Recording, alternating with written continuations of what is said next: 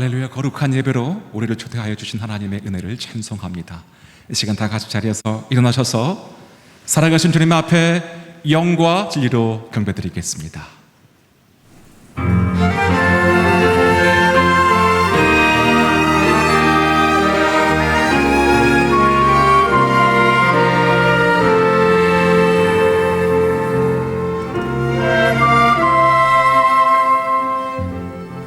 지극히 높은 주님의 낮이 성소로 들어갑니다. 세상의 신을 벗고서 주 보좌 앞에 엎드리리. 내 주를 향한 사랑과 그 신뢰가 사그러져 갈 때 하늘로부터 이곳에 장막이 덮이네. 이곳을 덮으소서. 이곳을 덮으소서. 이곳을 비추소서. 내 안에 무너졌던 모든 소망 다 회복하리니.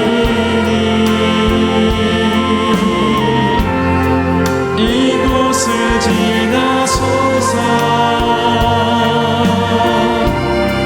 이곳을 만지소서. 오만과 힘을 다해 오직 주만 다 경배합니다. 이곳을 덮으소서. 이곳을 덮으소서. 이곳을 비추소서. 내 안에 무너졌던 모든 소망 다 회복하니.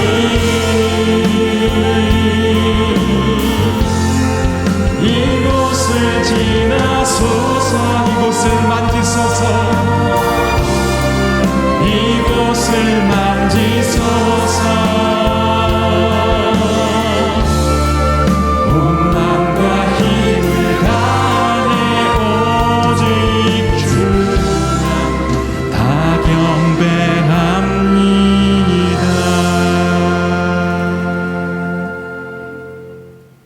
만방의 족속들아, 영광과 권능을 여호와께 돌릴지어다. 여호와의 이름에 합당한 영광을 그에게 돌릴지어다.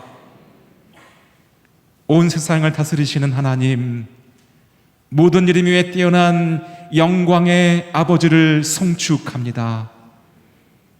이 시간 주의 백성들이 정성을 다하여 예수님의 영광을 찬송하오니 성령님의 권능으로 임재하여 주시고 주님의 뜻을 이루어 주시옵소서.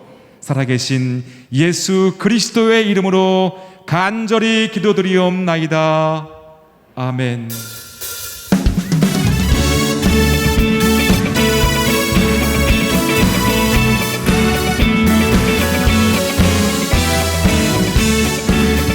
우리의 힘과 능력이신 하나님을 영원히 찬양하며 송축합니다.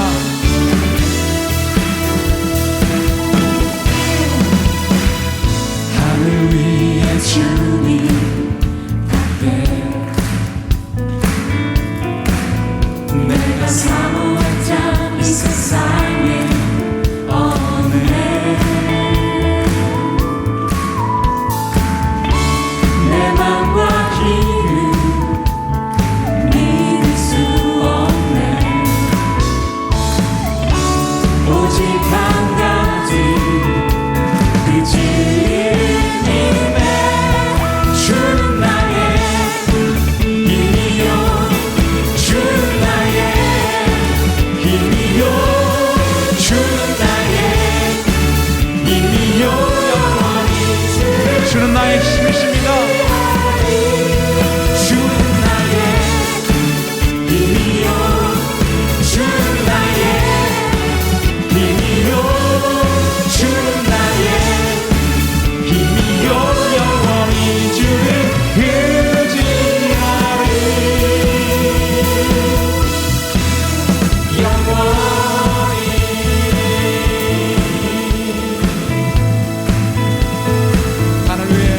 주님밖에, 하늘 위에 주님밖에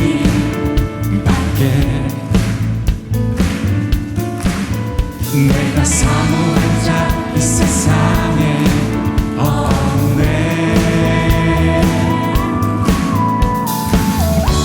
내 맘과 힘을 믿을 수 없네. 오직 한 가지, 오직 한 가지 그 진리를 믿네. 주는 나의 힘이요, 주는 나의 힘이요, 주는 나의 힘이요. 영원히 주를 의지하리. 주는 나의 힘이요, 주는 나의 힘이요, 주는 나의 힘이요. 내 마음과 뜻과 정성을 다해 함께 선포합니다. 주는 나의, 주는 나의 힘이요, 주는 나의 힘이요, 주는 나의 힘이요. 영원히 우리 마지막으로 선포합니다. 주는 나의 힘이십니다. 주는 나의 힘이요, 주는 나의 힘이요, 주는 나의 힘이요. 영원히 주를 의지하리.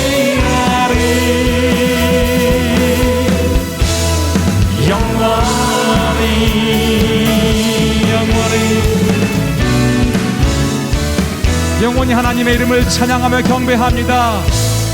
아멘. 자리에 앉아서 갈급한 마음으로 더욱 주님을 찬양하며 나아가시겠습니다.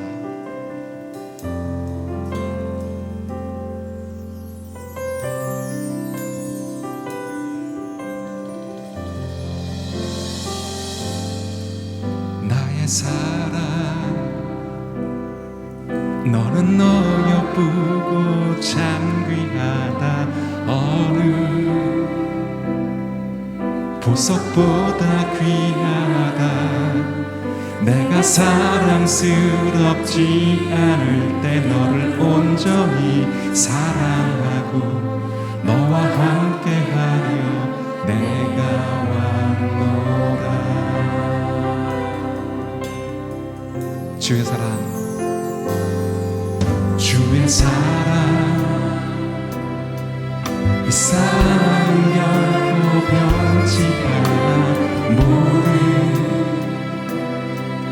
계절 돌고 시네. 푸른 마르고 꽃은 시드나 주의 말씀은 진실해. 실수가 없으신 주만 바라.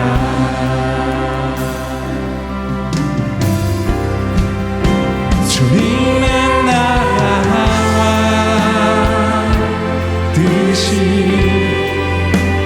나의 삶 속에 임하시며 주의 말기를 주만 보기를 소망해. 살아가 거룩히 살아가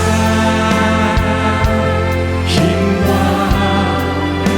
두려움 없는 믿음 주신 나의 하나님. 완전한 사랑 찬양해. 찬양하리. 만군의 주, 찬양하리. 만군의 주 영원히 함께하시네. 존귀하신 사랑의 왕 영원히 통치. 다시 한번 믿음으로 선포합니다. 찬양하리. 만군의 주, 찬양하리. 만군의 주 영원히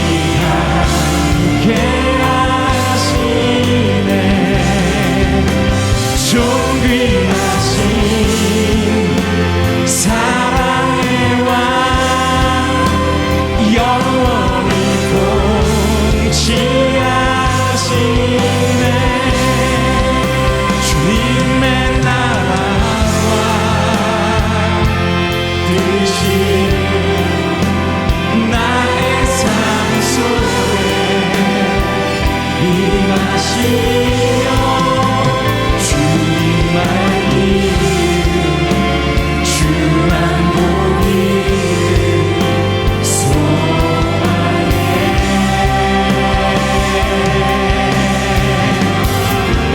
거룩히 살아 힘과 두려움 없는 믿음 주신 나의 하나님 완전한 사랑 거친 파도 날 향해 와도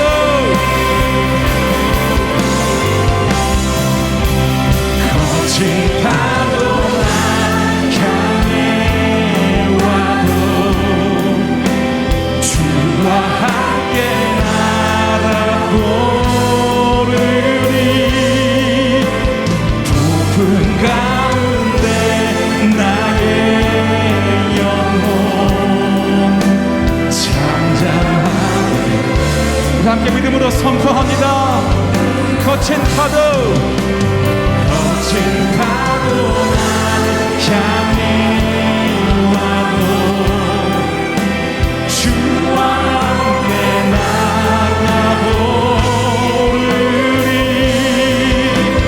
높은 가운데 나의 영혼 찬양하네 주를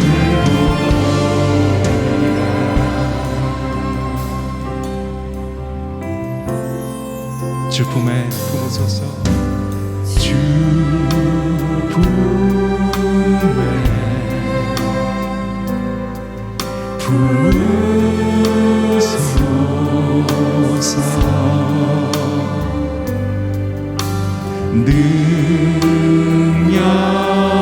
능력에 발로 덮으소서 거친 파도 향해 와도 주와 함께 날아오르리 높은 가운데 나의 영혼 찬양하네 두 손 높이 들고 함께 선포하며 찬양합니다. 거친 파도 거친 파도 날 향해 와도 주와 함께 날아오르리 높은 가운데 나의 영혼 찬양하네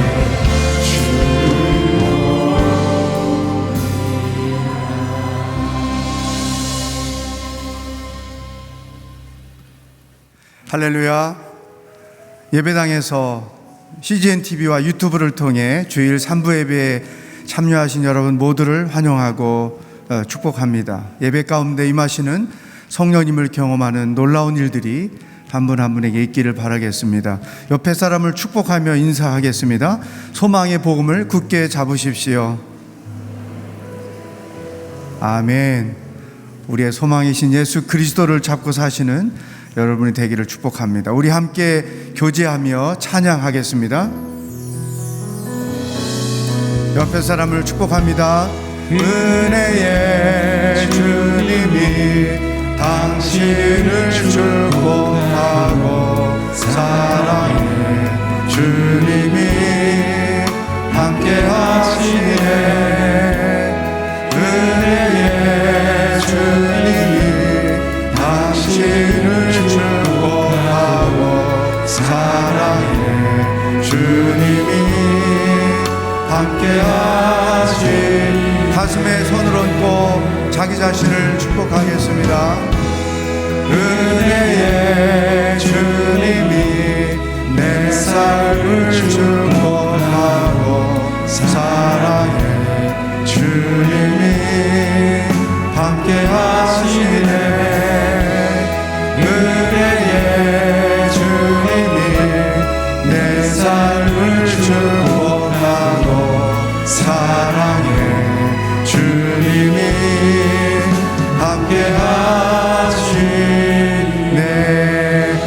찬양하며 하나님께 영광의 박수를 올려드리겠습니다. 아멘. 오늘 하나님께서 우리에게 주시는 말씀은 하박국 3장 17절로 19절입니다. 구약성경 하박국 3장 17절로 19절 말씀을 저와 함께 읽도록 하겠습니다. 시작. 무화과 나무가 싹이 트지 않고 포도나무에 열매가 없다고 해도 올리브 나무에서 수확할 것이 없고 밭은 먹을 것을 생산하지 못해도 우리 안에 양떼가 없고 외양간에 소가 없다 해도 나는 여호와를 기뻐할 것이고 나의 구원이 되시는 하나님을 즐거워할 것입니다. 주 여호와께서는 내 힘이십니다. 그분은 내 발을 사슴의 발처럼 만드시고 그분은 높은 곳에서 나로 하여금 뛰어다니게 하십니다. 이것은 지휘자에 의해 현악기에 맞춰 노래한 것입니다. 아멘. 하박국서 말씀 마지막 주가 되겠습니다. 하박국서 마지막 이 세 구절은 하나님의 마음을 시원하게 해드리는 위대한 신앙 고백이며 또한 믿음의 정수라고 말할 수 있는 고백입니다. 첫 번째 주차에 말씀드린 대로 하박국 선지자가 1장에서 시작할 때 그는 하나님 앞에 항의하는, 도전하는 질문으로 시작하였지만 이제 3장 마지막 부분에서 하나님을 찬양하고 있습니다. 그는 악이 세상을 다스리는 것 같은 그런 상황 속에 두려워하며 하나님 앞에 나왔지만 이제 3장을 마무리할 때는 선하신 하나님께서 승리하실 것을 믿음으로 감사하는 고백으로 마치고 있습니다. 1장에서 그는 한치 앞을 알 수 없는 그 불투명한 미래로 인하여 염려함으로 시작했지만 이제 3장을 마무리할 때 그는 하나님 앞에 경배 드리고 있습니다. 이렇게 이 하박국에 일어난 이 변화는 어떻게 가능한 것일까요? 그 사이에 그는 하나님께 질문하였고 하나님께서 말씀하셨습니다. 그 과정 속에 그는 하나님을 더 깊이 알게 되었고 더 신뢰하게 되었습니다. 우리는 이 하박국의 위대한 고백을 읽으며 감동하기는 쉽지만 우리 자신이 이러한 고백의 주인공이 되는 것은 매우 어려운 일입니다. 머릿속으로 아는 하나님을 아는 지식에 머물러서는 불가능한 일이죠. 그저 정보로서, 인포메이션으로서 머릿속에 우리 하나님은 어떤 분이라고 단어를 안다고 하나님은 아는 것은 아닙니다. 하박국도 그런 하나님에 대한 지식은 있었을 겁니다. 그러나 이제 그런 깊은 기도와 질문 속에 하나님의 응답을 받으며 그리고 그의 영혼 속에 찾아오신 하나님의 임재로 인하여 그는 하나님께 대한 깊은 신뢰를 하게 되었고 진정 하나님을 아는 정보로서가 아니라 친밀함, 인티머시로서 하나님을 아는 지식에 이르게 되었던 것입니다. 이 짧은 구절 속에 그의 하나님을 아는 지식이 점점 더 구체적으로 깊어지고 하나님께 대한 신뢰가 풍성해짐을 알 수가 있습니다. 하박국의 이 고백은 어떤 고백입니까? 무화과 나무가 없고 싹이 나지 않고 포도나무, 올리브나무에 어떤 열매가 없고 우리의 양과 소가 없어도 이것은 당시 사람들에게 가장 중요한 생계의 자원이죠. 모든 것이 없다는 것은 절망입니다. 이 절망은 하나님의 심판으로 말미암은 절망입니다. 바벨론에 의해서 멸망당하게 되는 그 백성들, 그 절망 속에서 그는 하나님을 기뻐한다 고백했습니다. 구원의 하나님을 찬양했습니다. 자신의 힘이 되시는 그 하나님을 노래했습니다. 어떻게 이것이 가능했을까? 오늘 하박국의 고백 속에 그 중요한 믿음의 비밀이 담겨 있습니다. 첫째로 하박국은 하나님 그분만을 기뻐한 것입니다. 하나님 그분만을 기뻐한 것입니다.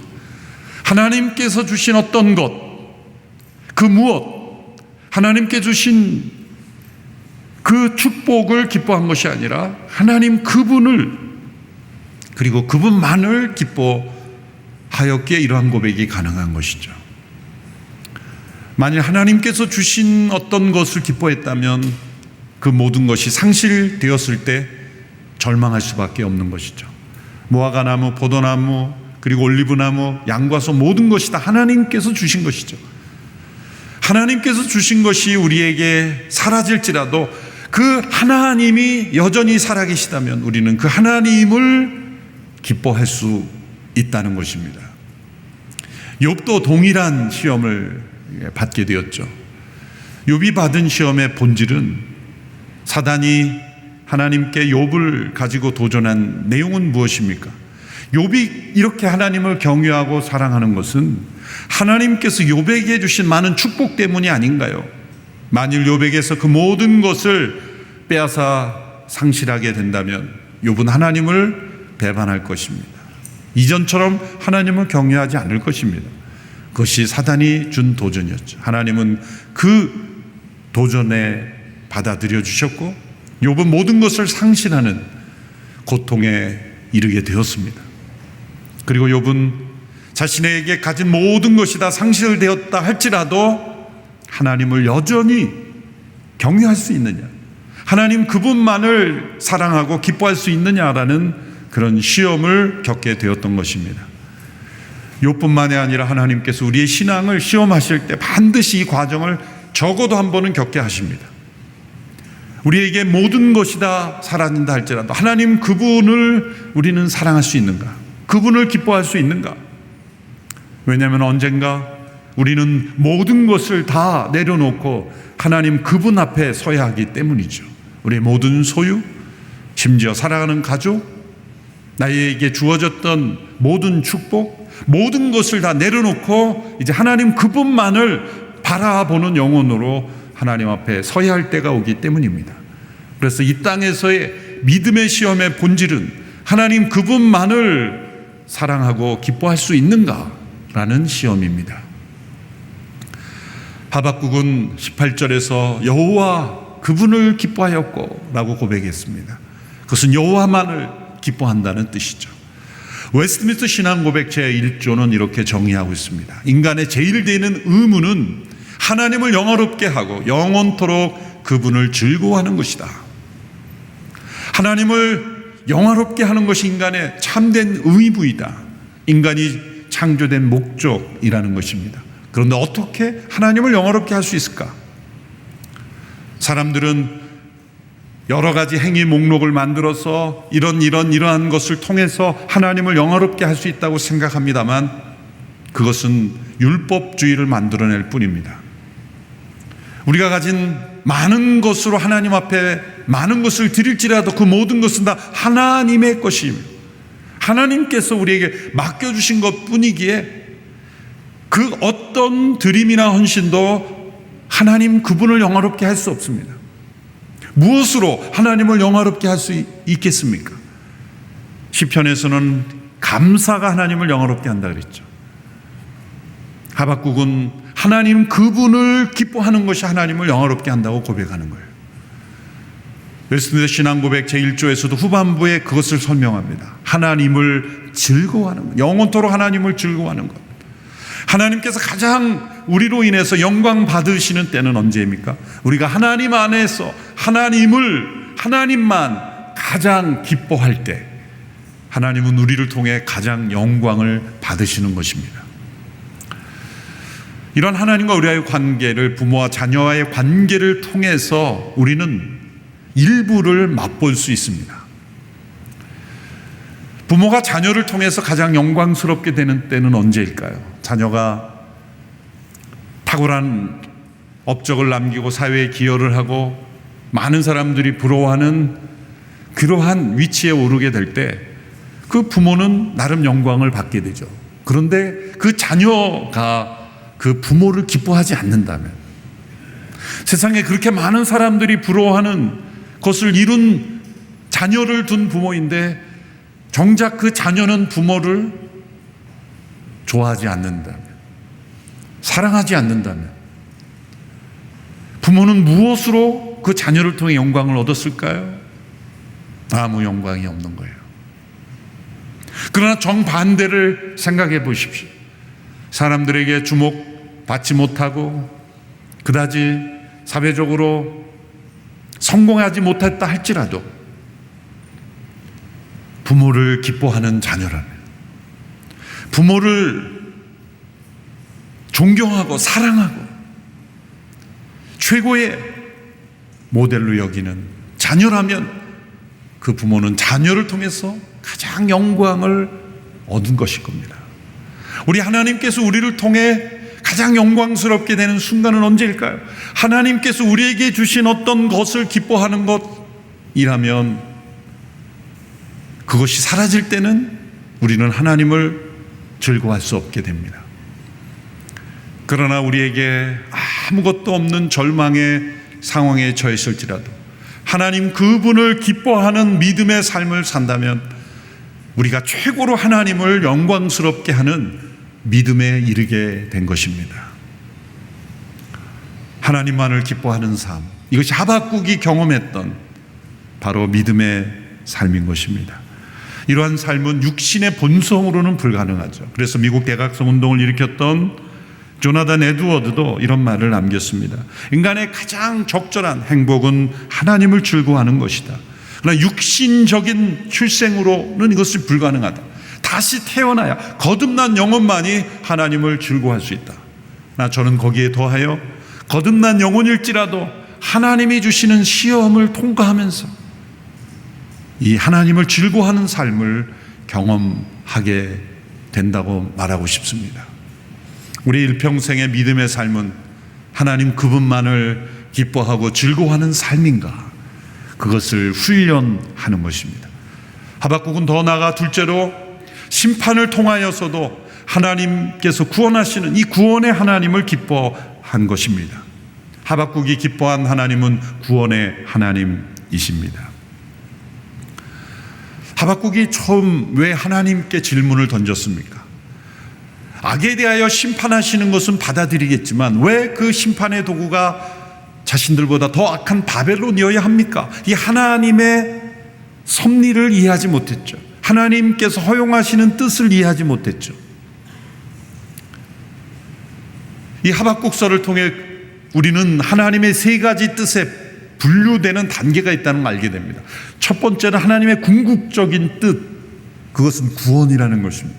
회복이라는 것입니다. 축복이라는 것입니다. 하나님의 궁극적인 뜻은 재앙이 아닙니다. 우리에게 때로 우리의 죄에 대하여 징벌하시고 심판하시는 것은 하나님의 허용적인 뜻입니다. 하나님의 궁극적인 뜻은 구원입니다. 회복입니다. 그러나 하나님은 우리에게 고난을 허락하실 수밖에 없는 것은 우리의 불순종 때문이, 우리의 죄악 때문이죠. 그래서 하나님의 허용적인 뜻이 있는 겁니다. 하나님께서 이스라엘 백성을 바벨론의 포로로 잡혀가게 하는 것, 바벨론에서 심판하게 하시는 것, 하나님의 본심이 아닙니다. 예레미야를 통해서도 말씀하셨죠. 너희를 향한 나의 생각은 재앙이 아니다. 그것은 허용적인 뜻일 뿐입니다. 섭리적인 뜻일 뿐입니다. 하박국은 그것을 이해하지 못했습니다. 또 한 가지 뜻이 있죠. 세 번째, 하나님의 지시적인 뜻이 있어요. 이것은 하나님의 이 뜻 가운데로 인도하기 위해서 우리를 구체적으로 인도하시는, 지시하시는 뜻이죠. 예를 들어 이 바벨론의 심판을 앞둔 이스라엘 백성들에게 하나님께서 예레미야 선지자를 통해서 뭐라고 지시하셨냐면 포로로 잡혀가라. 그것이 살 길이다 지시하셨어요. 하나님께서 우리를 지금 포로로 잡혀가라고 말씀하시니 그런 예언은 하나님의 뜻일 리가 없다. 그래서 예레미야를 핍박했죠. 백성들이. 도리어 그 이방 민족들과 싸워서 너희들이 죽더라도 싸우다 죽어라 이렇게 말씀하시면 우리 하나님이시다 이렇게 이해할 수 있을 거예요. 그건 우리 생각이죠. 하나님께서 예레미야를 통해 이렇게 지시하셨어요. 너희들이 그 바벨론과 대적하여 싸워도 죽을 것이요 두려워 도망가도 숨지 못하고 죽을 것이다. 오직 살 길은 너희들이 순순히 포로로 잡혀가는 것이다. 하나님의 지시적인 뜻이에요. 참 이해하기 힘들죠. 그 상황에 우리가 있었다면 애국심에 불타오르는 사람은 목숨 걸고 나와서 싸우는 사람도 있었을 거예요. 이것이 하나님의 뜻이라는 거죠. 하나님의 지시적인 뜻은 뭡니까? 포로로 잡혀가라는 것입니다. 왜 그랬을까요? 포로로 잡혀가게 하심으로 하나님의 궁극적인 뜻을 깨닫게 하신 거예요. 왜 우리가 이런 상황에 처하게 되었는가? 그리고 하나님께서 왜 이 재앙을 허락하셨는가? 그리고 궁극적으로 하나님께서 다시 돌아오게 하셔서 구원을 이루시는 하나님이심을 깨닫게 하시기 위해서 때로 이 하나님의 지시적인 뜻은 우리가 이해하기 힘듭니다. 니느웨로 가라고 요나에게 말씀하신 하나님의 지시도 이해하기 힘들잖아요. 그러나 그 하나님의 지시적인 뜻에 순종하면 놀랍게도 하나님의 허용적인 뜻을 깨닫게 되고, 하나님의 허용적인 뜻을 깨달으면 하나님의 궁극적인 뜻을 깨닫게 돼요. 왜 이렇게 하나님의 뜻이 복잡하게 분류됩니까? 우리의 죄 때문이에요. 우리의 불순종 때문입니다. 죄악에 익숙한 우리의 습관 때문이죠. 하박국은 이제 구원의 하나님을 깊이 묵상하며 기뻐하게 되었어요. 사랑하는 성도 여러분, 우리가 기뻐하는 하나님은 구원의 하나님이십니다. 우리가 신앙생활에 익숙해지다 보면 나를 구원하신 하나님에 대한 그 감격과 기쁨이 점점 사라져 갈 때가 있습니다. 구원의 감격이 사라지는 것만큼 신앙의 위기가 없습니다. 구원의 하나님이요? 그것은 예수님 처음 믿을 때 신앙의 기초 과정에서 배우는 것 아닌가요? 저는 이제 그 단계는 아닙니다 라는 것만큼 위험한 신앙이 없습니다. 구원의 하나님이란 말, 이 구원이라는 단어 이면에 붙어있는 의미는 나는 심판받아 마땅한 존재였고 하나님의 진노와 심판을 피할 길이 없는 존재였지만 예수 그리스도의 십자가로 나를 구원하신 그 구원의 하나님이라는 고백이 들어있습니다. 구원의 하나님에 대한 기쁨을 잃어버렸다면 신앙의 위기가 온 것입니다. 구원은 우리가 좀 더 나은 교양인이 되는 것이 아닙니다. 죽어 마땅한 존재에서 다시 살아난 생명이 된 것입니다. 구원의 하나님, 그 하나님을 기뻐하는 믿음이 우리에게 회복되기를 축원합니다. 하박국이 그것을 체험한 거예요. 3장 2절에서 그가 그렇게 기도하죠. 진노 가운데 자비를 기억하소서. 우리 하나님은 진노와 심판하시는 가운데 언제나 구원의 길을 베푸시는 하나님이세요. 마지막 심판을 하나님께서 정하시고 예언하셨어요. 인류의 미래는 어둡습니다. 지구의 미래는 어둡습니다. 마지막 심판이 기다리고 있습니다. 그런데 왜 어떤 사람들은 심판하시려면 빨리 하시지? 왜 이렇게 이루어지지 않는 것인가? 그건 결국 없다는 얘기다, 허황된 걸 만들어낸 얘기다라고 말하죠.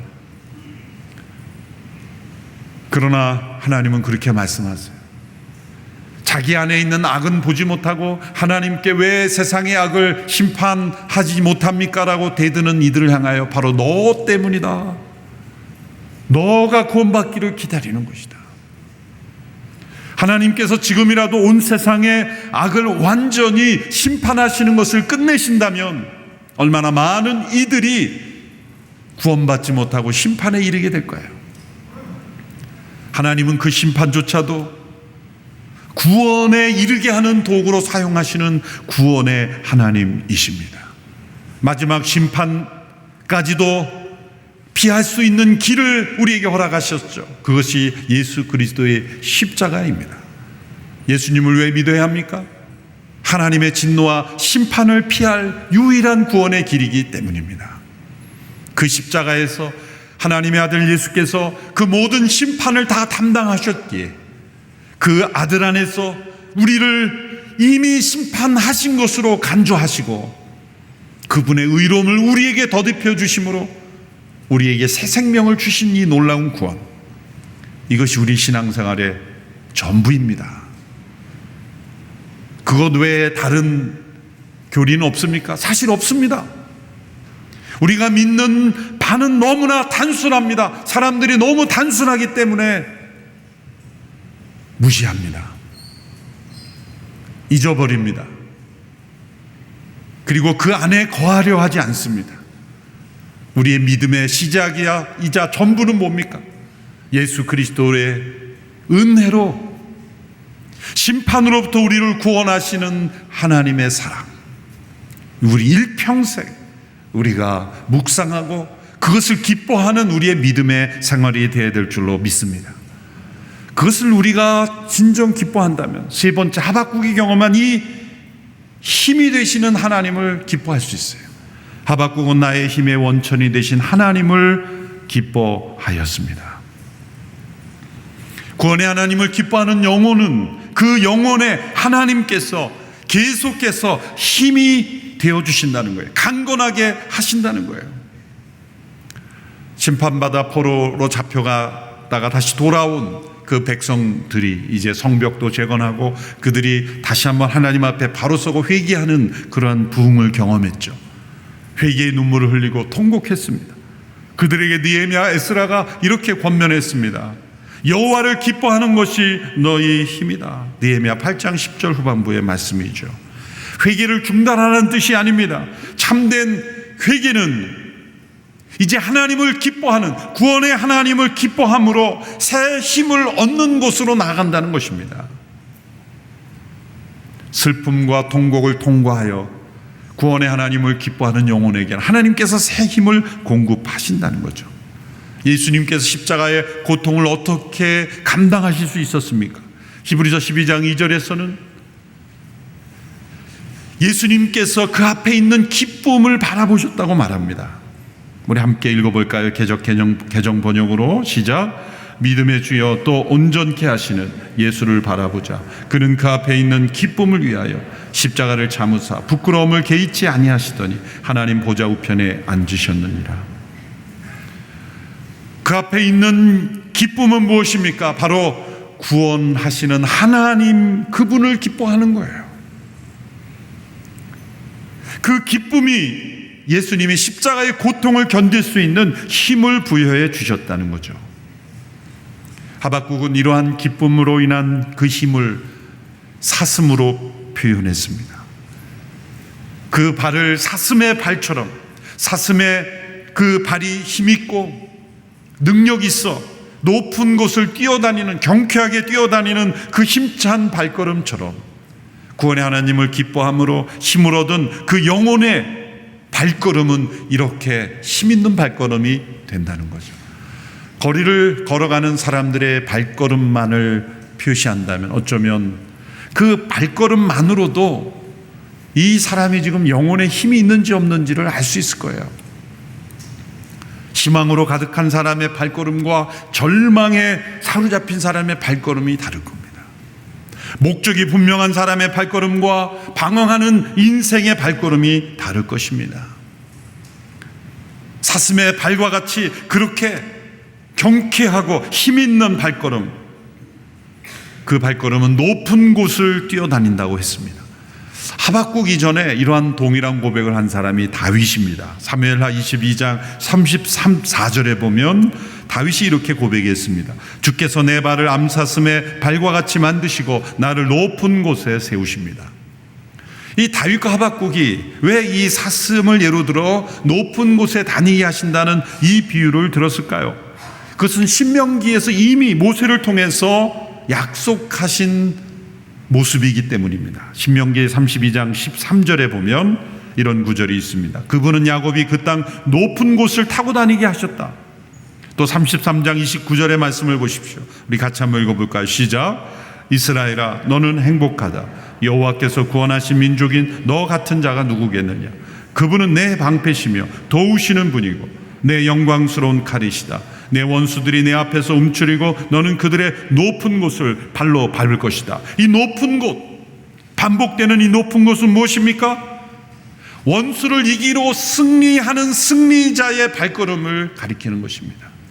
땅에 속한 것에 무너지지 아니하고 하늘에 속한 것으로 승리하는 인생, 죄와 탐욕에 휩쓸려가지 아니하고 주께서 허락하신 그러한 믿음의 축복을 누리며 승리하는 승리자의 발걸음을 높은 곳을 뛰어다니는 인생이라고 말하는 거예요. 사랑하는 성도 여러분, 우리의 발걸음이 사슴의 발과 같이 되어 높은 곳을 뛰는 발걸음이 되기를 축원합니다. 이것이 승리자의 발걸음이에요. 우리가 익숙한 저 높은 곳을 향하여 찬송이 있죠. 언제부터인가 장례 예배나 천국 환송 예배 때만 불려지는 그런 찬송이 됐지만 사실 원 제목, 영어의 원 제목 하이어 그라운드, 높은 곳을 향하여, 마지막 후렴에 내 주여 내 발 붙드사, 원래 통일 찬송가 내 발 붙드사인데 새 찬송가는 이걸 내 마음 붙드사에서 좀 다르게 번역을 했는데 아쉬운 번역이에요. 그곳에 서게 하소서. 저 높은 곳을 향하여. 그것은 단지 우리가 죽어서 가는 영원한 천국만이 아니라 우리가 이 땅에서 하나님만을 기뻐하고 구원의 하나님을 기뻐하고 그 하나님이 나의 영혼의 힘이 되어주심을 누리는 자들은 높은 곳을 향하여 높은 곳을 뛰어다니는, 이 땅의 것이 아닌 하늘의 것을 추구하는 승리자로 살아갈 수 있다고 고백하는 거예요. 내 주여 내 발 붙드사 그곳에 서게 하소서.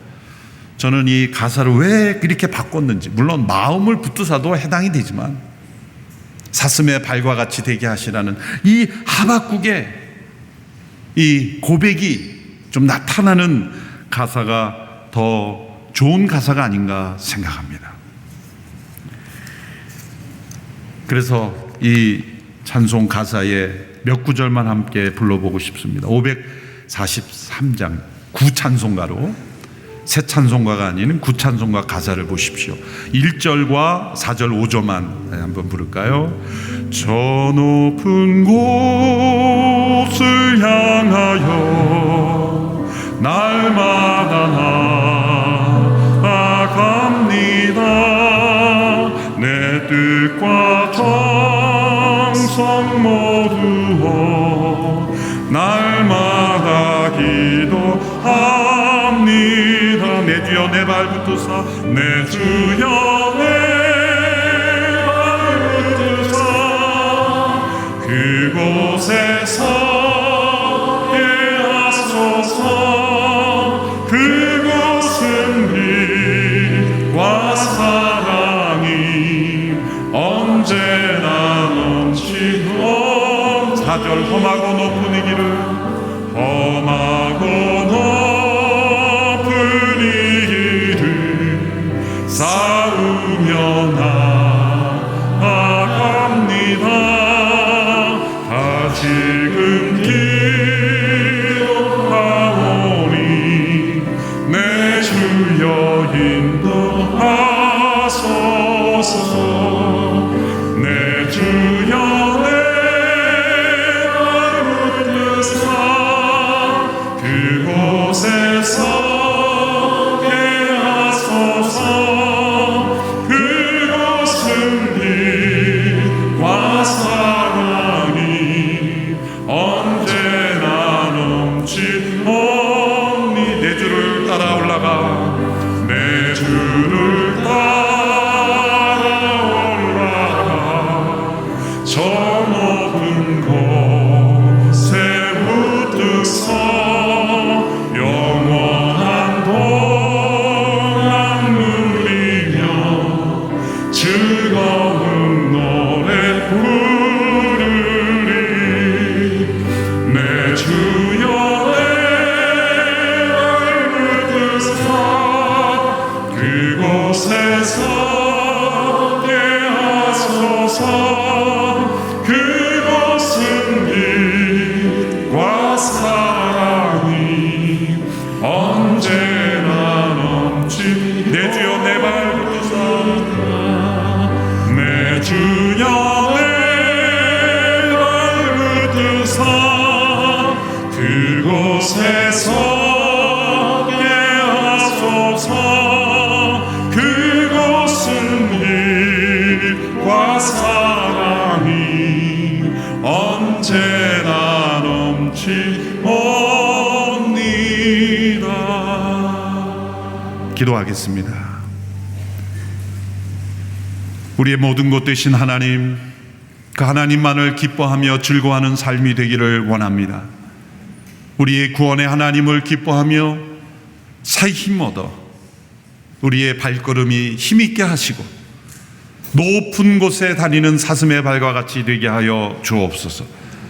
땅의 것을 생각하며 죄가 어둠이 가득한 곳을 다니지 않게 하시고 높은 곳을 다니는 사슴처럼 하늘에 속한 인생으로 승리하며 살게 하여 주시옵소서.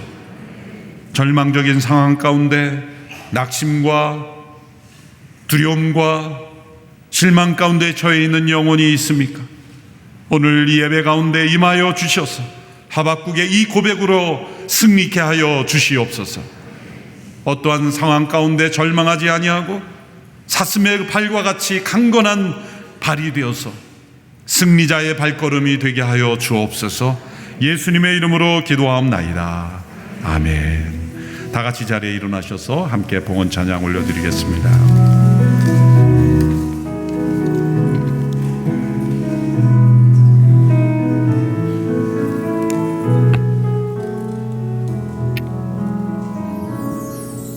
주 선한 능력으로 하시네 그 크신 팔로 나를 붙드시네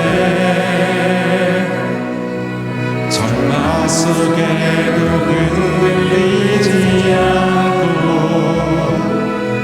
사랑하는 주 얼굴 구하리 이전에 외로운 아래로 사고 고난의 길을 걸는다 해도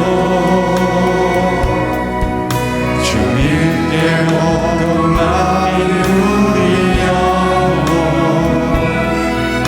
그대 승리의 날을 맞으리 선한 능력으로 일어서리 주 앞에 죄하리 믿음으로 우리 고백하에 주 오시리라 영광의 새가을 낮이라니 주님이 하신 고만의 승자를 우리도 감사하며 받으리 주님의 마음도 채워가며 예수와 복음이 살리라 하나님을 찬양합니다.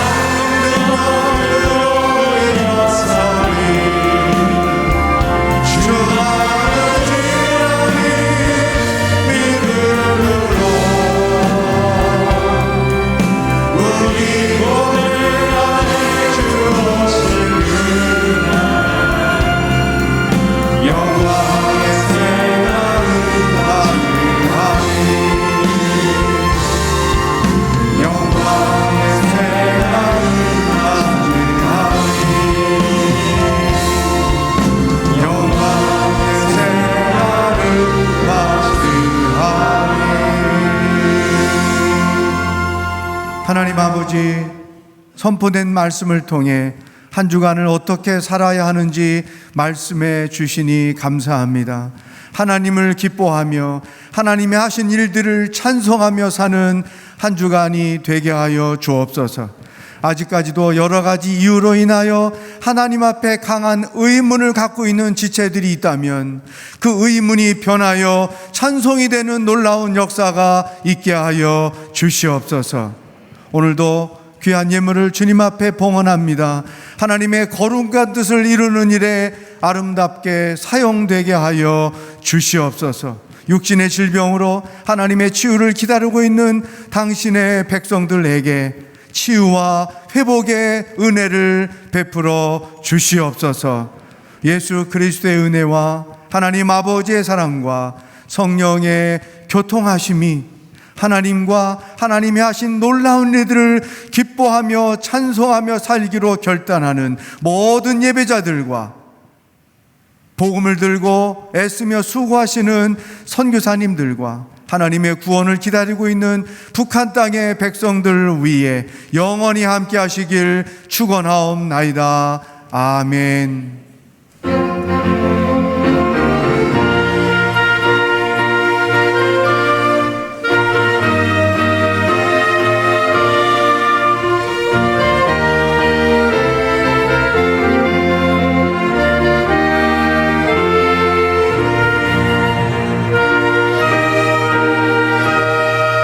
살아계신 하나님을 찬양합니다.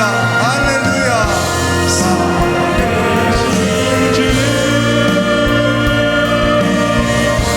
나의 잠든 소망 걱정 근심 전혀 없네.